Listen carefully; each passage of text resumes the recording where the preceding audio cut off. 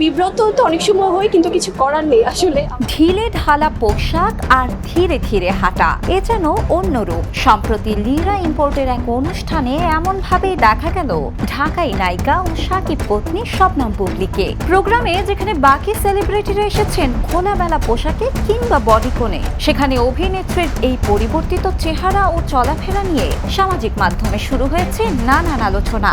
অনেকেরই ধারণা এটা প্রেগন্যান্সি লুক। সবকিছুর একটা সময় আছে, সবকিছুরই একটা আছে না, যে সময়, স্থান, কাল, পাত্র। গেল কয়েকদিন ধরেই বুবলীর যুক্তরাষ্ট্রে সন্তান জন্মদানের প্রস্তুতির খবর বেশ চর্চায়। এখন তার এই উপস্থিতি সেই গুঞ্জনকে যেন আরো জোরালো করছে।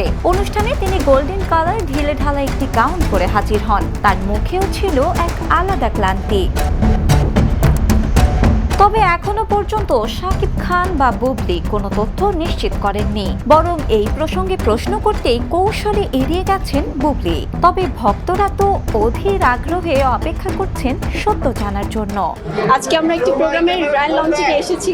সো এখানে আসলে আমার মনে হয় যে হুটহাট করে কোনো বিষয় নিয়ে কথা বলাটা খুব সেনসিটিভ হয়ে যায়। শিলা ইসলাম, দ্য নিউজ।